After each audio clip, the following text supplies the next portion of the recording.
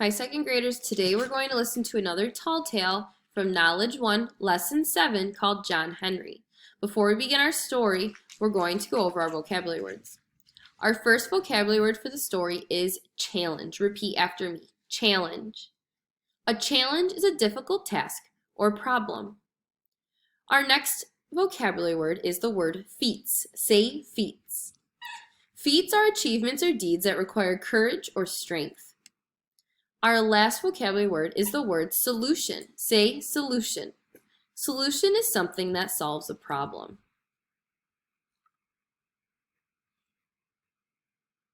In the 1860s, the United States was growing quickly.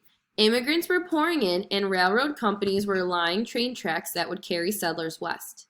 One of the railroad companies was called the Chesapeake and Ohio, or the C&O for short. The C&O Railroad was named for the two bodies of water intended to connect, the Chesapeake Bay along the east coast and the Ohio River in the west. The engineers who planned the C&O Railroad had to overcome many challenges in order to get trains from the Chesapeake Bay to the Ohio River. But no challenge was greater than this. They had to run their tracks through the Appalachian Mountains. The Appalachians were like a big wall that separated the east from the west. Sometimes, when the mountains were rolling, more like hills, the C&O workers were able to lay tracks over the top of them.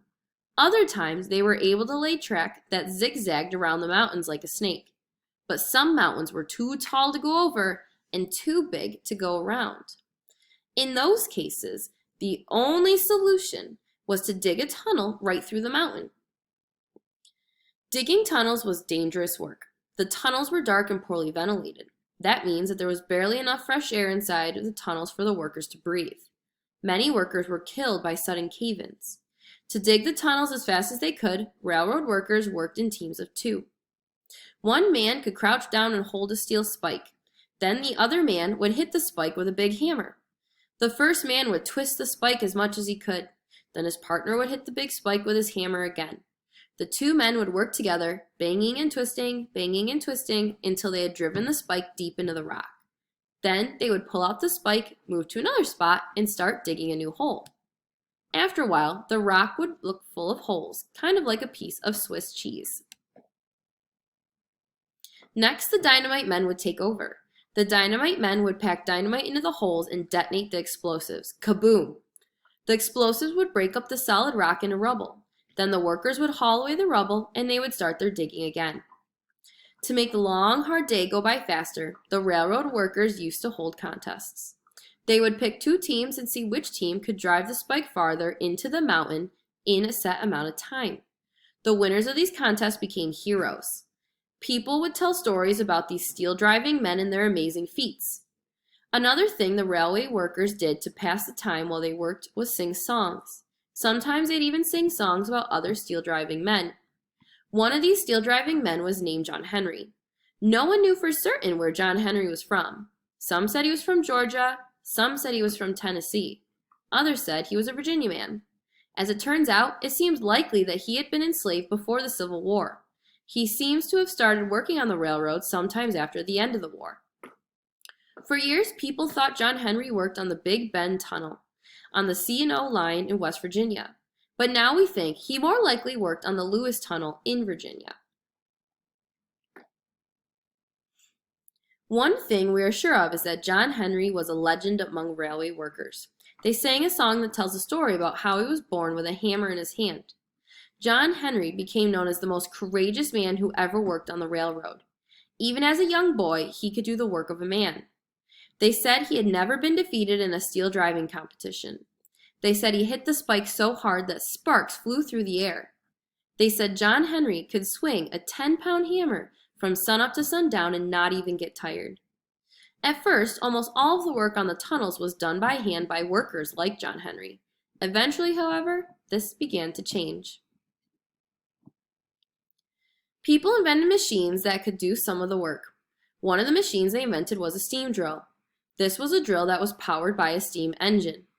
The first steam drills were pretty good, but they were not great. The steam drills could drive a spike into the mountain for sure, but not as well as two strong, experienced railway workers like John Henry and his partner. Over time, the machines got better and better. and they eventually began to replace the men who worked on the railroad tunnels. One day, the captain of John Henry's work team brought a steam drill to the work site. He bet that the steam drill could drive steel better than John Henry could. John Henry agreed to compete against the steam drill, and he swore he would do his best to beat it. John Henry turned to the captain and said, "Well, a man ain't nothing but a man. Before I let a steam drill beat me down, I'll die with a hammer in my hand." One of the bosses blew a whistle. John Henry went to work driving the steel the old-fashioned way with a hammer and a spike. The captain started up the steam drill, and it rattled away beside John Henry. The man and the machine worked side by side for several hours. Then the boss blew his whistle again. The bosses took measurements, and then they announced the results. John Henry had driven his spike a total of 15 feet into the mountain, and the steam drill, it only drilled 9. John Henry had won. He'd beaten the steam drill.